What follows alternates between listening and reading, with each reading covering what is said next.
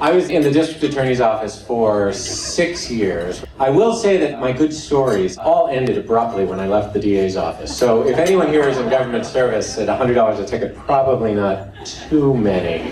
But if you are, stay in government service, at least for the stories.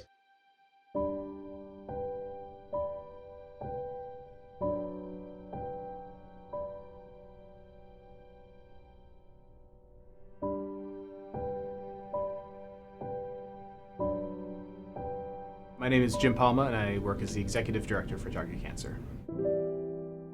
I got involved with TargetCancer because my brother-in-law Paul was diagnosed with a rare cancer and started this foundation in an effort to fund research into rare cancers. I was very surprised that Paul would have started TargetCancer at a time when he was going through so much difficulty physically from the cancer that he had.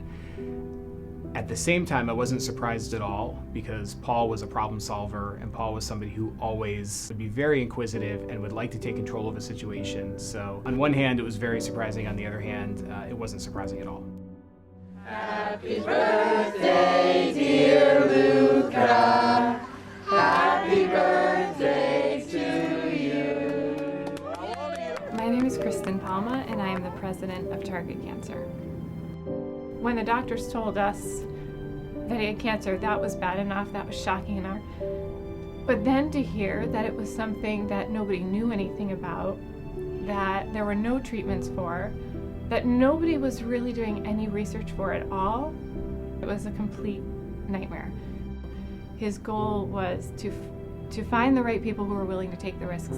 In a lot of cases, this means young scientists who are really, really excited about trying new things and want to get away from the old treatment that's been used forever and that's just being used over and over and over again, and often may work for a short time but isn't going to cure the disease.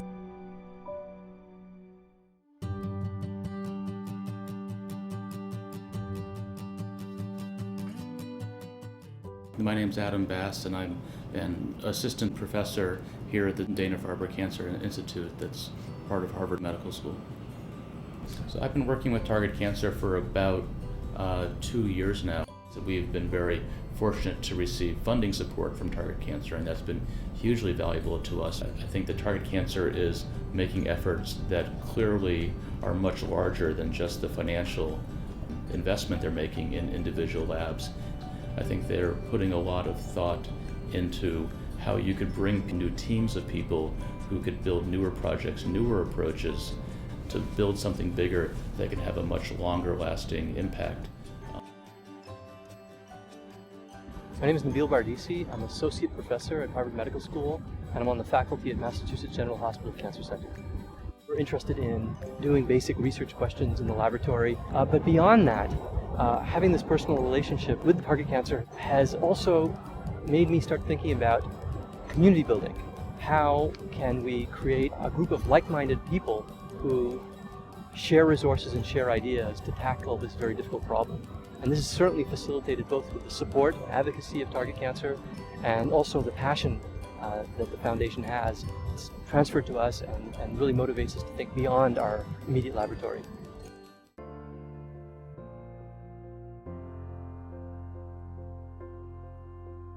My name is Jay Bradner. I'm an investigator at the Dana-Farber Cancer Institute and a clinician on the Hematopoietic Stem Cell Transplant Service, also at the Dana-Farber.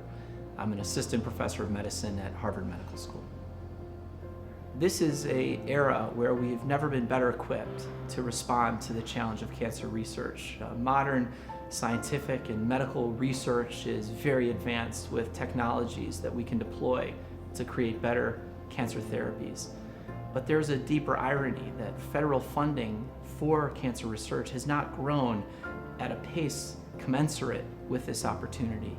And we are therefore find ourselves quite desperate for new sources of vital research funding. Nowhere is this more evident than in rare cancers.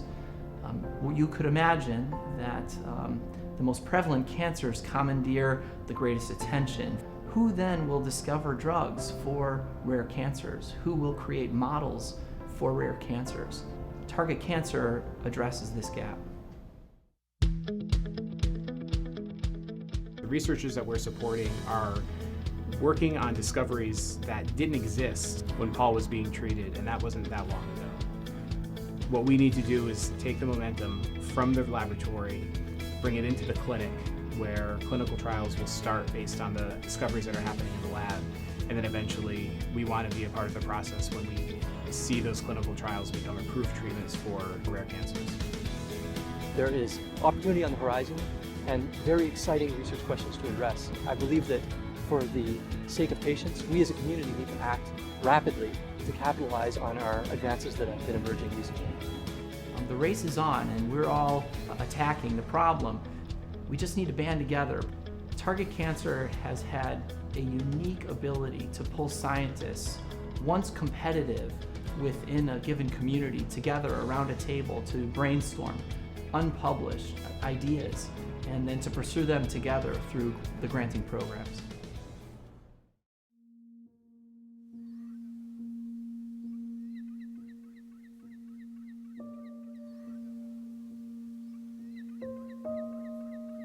Everyone has a role to play. Paul's story isn't unique, unfortunately. Every single person is going to be affected by cancer in some way. There are a lot of people working on this disease that Paul had, and that, to me, is the greatest legacy he could have.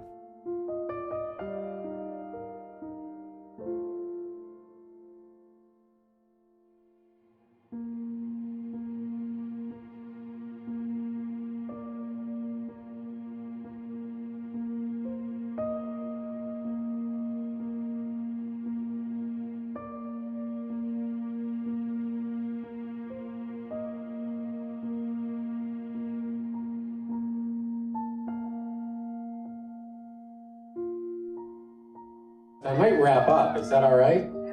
All right. Then you know what? Since you're still laughing, I'm going to say goodnight.